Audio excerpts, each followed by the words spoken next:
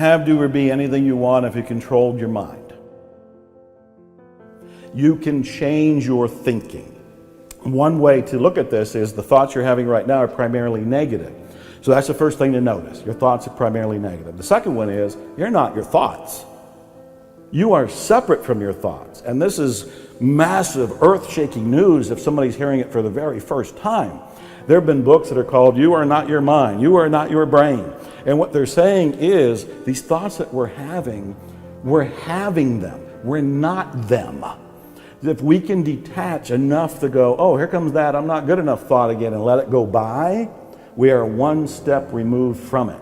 Now we've clipped off that energy that was causing us to feel bad because of that thought. So that's the second step, is to become aware that I'm not my thoughts. Third step is to start to generate what you do want to think. And this is where things like affirmations, positive thinking, positive statements, instead of saying I'm not good enough, begin to say I am good enough.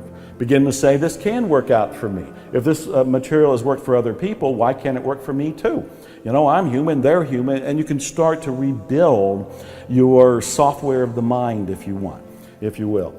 And these are all elements. And then there's, we can get into details like what you're going to tend to bring into your life are things that you think about a lot.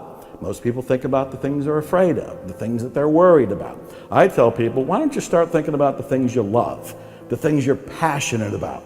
You're going to go in a new direction. You'll be happier, you'll be healthier, you're going to have better momentum, better enthusiasm.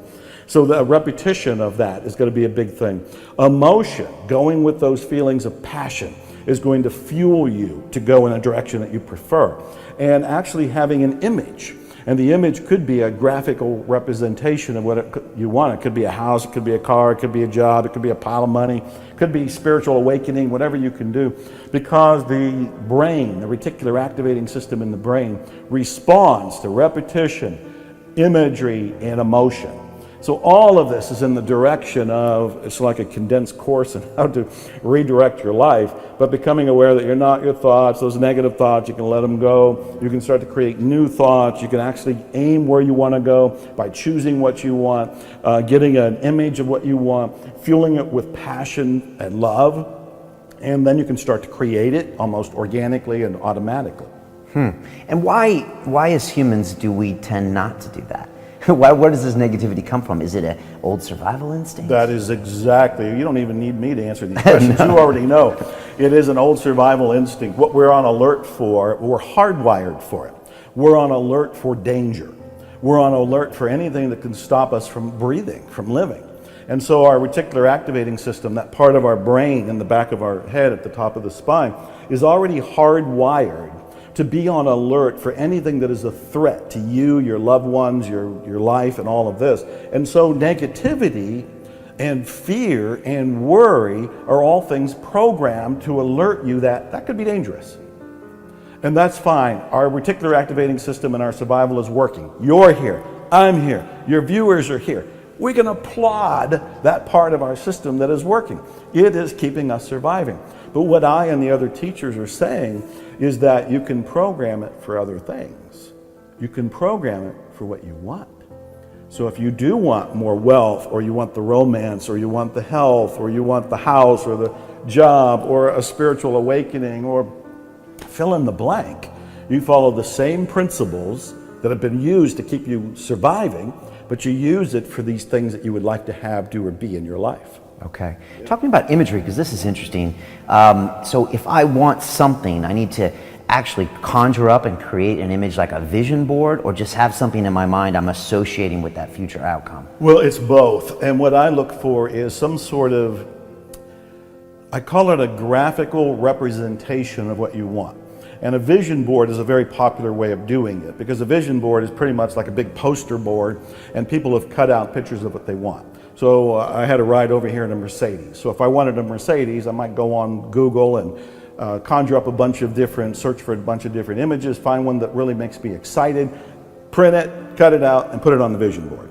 And if there was a particular house, like you lived in San Diego at one point, there's some wonderful mansions and old style Mediterranean homes near the water. And if I wanted one of those, I'd find some sort of image of it, cut it out, and put it on the vision board. The idea is I don't want to just think it. I need to communicate to my subconscious mind that this is my next desire.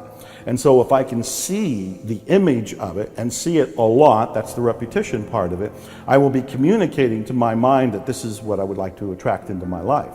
And so vision boards are very popular, and I tell people, your vision board can be on your phone, it can be on your refrigerator, it can be something that's on your dashboard, it can be something that's by your bathroom, bedroom mirror, any number of these.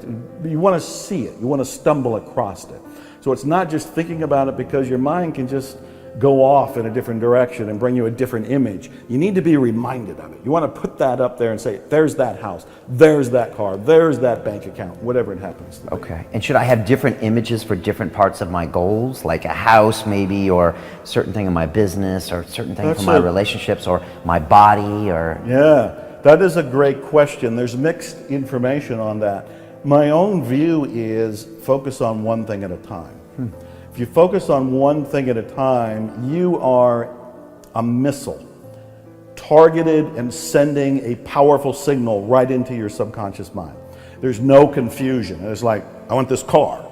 That's it.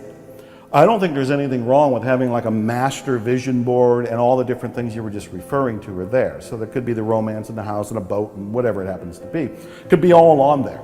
But I think it's wiser and more powerful, more effective, more efficient, and accelerated to pick one thing at a time. When I reflect over my own life and my greatest accomplishments, I believe they came when I was really focused.